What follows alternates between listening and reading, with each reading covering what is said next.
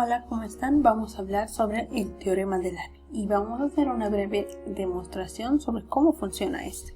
Entonces vamos ahí. El teorema de Lamy corresponde a una de las partes de la estática. Sabemos muy bien que la estática es básicamente se presenta cuando un cuerpo está en equilibrio. Estar en equilibrio quiere decir que la sumatoria de todas las fuerzas va a ser igual a 0. Y para que un cuerpo en reposo o en equilibrio llegue a moverse, una fuerza debe actuar sobre él. Entonces, el teorema de Lamy nos dice de esta manera. Si tres fuerzas coplanares están equilibradas, entonces la magnitud de cada una es directamente proporcional al seno de su ángulo opuesto. ¿Qué nos quiere decir? Fíjese que resaltamos coplanares, que quiere decir que estas están actuando sobre un mismo plano, que es este de acá. Equilibradas, dijimos que la sumatoria de las fuerzas va a ser igual a 0 y cada uno es directamente proporcional. Por ejemplo, fuerza sub 1 va a ser directamente proporcional con el ángulo alfa que se forma en este punto de acá. Como podemos ver, ángulo alfa está directamente proporcional a nuestra fuerza. Aquí tenemos la fuerza número 2, ¿quién va a ser su ángulo opuesto? Entonces el ángulo beta, que lo tenemos acá. Y por último, de nuestra fuerza sub 3, el ángulo opuesto va a ser nuestro querido θ. Entonces, este es el teorema de Lamy. Vamos a explicarlo de una mejor manera con un experimento. Vamos allá. Para la demostración de este experimento vamos a necesitar de un soporte que contiene una liga, una masa, flexómetro y letra romana o dinamo eléctrico. Para lo primero vamos a ver cuánto está nuestra mano. Como vemos está marcando 0 porque no tiene nada. Ahora vamos a agarrar nuestra masa y nos marca un valor de 1 kilogramo. Muy bien, nuestra masa es igual a 1 kilogramo. Ponemos en nuestro soporte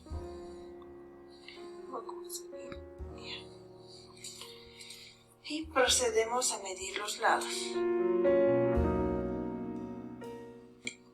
Tenemos que el primer lado mide 20 centímetros.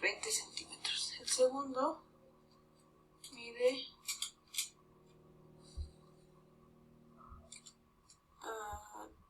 7 centímetros. Y el tercer lado tiene un valor de 25 centímetros.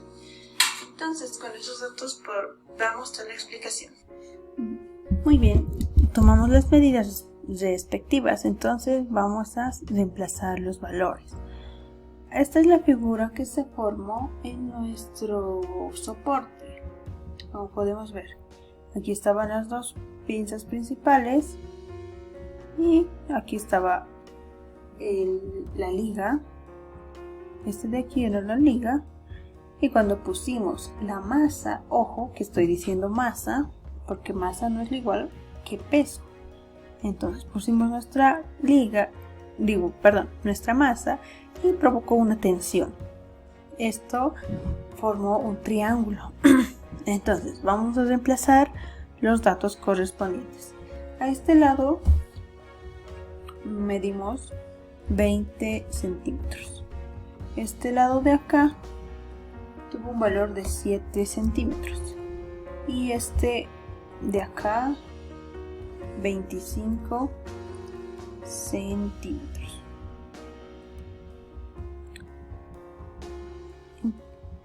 Una vez que hemos reemplazado los datos, entonces nos tenemos que hallar los ángulos correspondientes, porque fíjense que solo tenemos el valor de los lados. ¿No es así? Entonces nos faltan los ángulos. ¿Qué es lo que vamos a usar? cómo hallamos los ángulos. Entonces, lo que vamos a hacer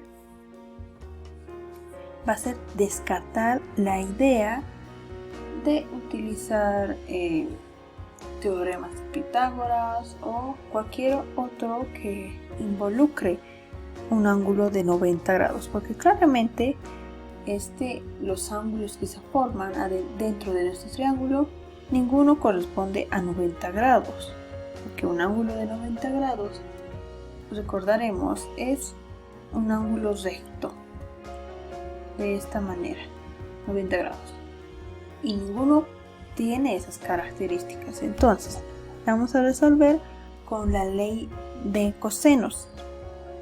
La ley de cosenos dijimos, ¿verdad? Entonces vamos a poner letras, un texto a los lados para identificar cuál queremos que sea el lado A. Muy bien, entonces vamos a poner lado A. Este de acá va a ser el lado B. Y este de acá va a ser el lado C. Con eso, listo. Tenemos tres lados, perdón, por algo es un triángulo. Tres ángulos, tres lados, tres vértices, etc. La ley de cosenos.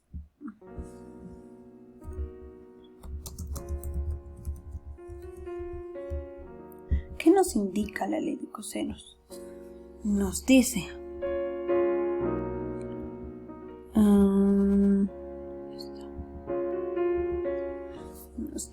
que un lado, cualquier lado, vamos a tomar el lado C al cuadrado va a ser igual a un lado, el lado A al cuadrado, más el lado B al cuadrado y más menos el doble producto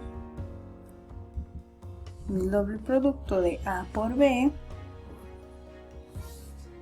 por el coseno de el ángulo.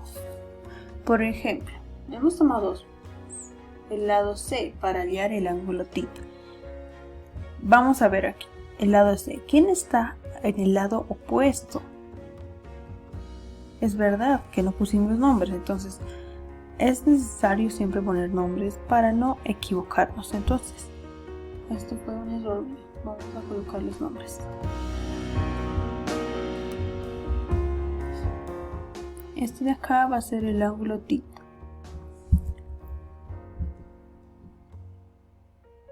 El ángulo θ. Este de acá va a ser el ángulo alfa. Y este de acá el ángulo beta. Listo. Ahora sí. Estamos tomando el lado C. Si quieren podremos utilizar el otro lado, cualquiera de los lados, pero yo quiero tomar el C. Tomamos el lado C. ¿Quién está al lado contrario del lado C? Es el ángulo θ.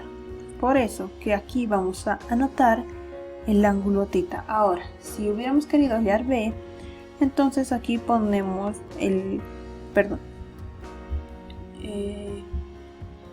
si hubiéramos querido hallar el lado B o relacionar el lado B, entonces hubiéramos puesto en el lado del ángulo coseno del ángulo beta. Entonces hay que tomar el lado que está opuesto, el ángulo que está opuesto a nuestro lado. En esta explicación entonces seguimos. El ángulo, dijimos el ángulo θ. Listo. Y ya tenemos la ley de los cosenos. Ahora vamos a hacer, aquí tenemos una duda muy frecuente que nos dice más menos. ¿Cuál voy a utilizar? ¿El más o el menos? Se utiliza el signo más cuando el ángulo que vamos a hallar está afuera, y se utiliza menos cuando ese ángulo está adentro. Entonces, el ángulo θ está afuera o dentro del triángulo. Exactamente, está dentro del triángulo. Es por eso que vamos a utilizar menos. Entonces reemplazamos nuestra ecuación.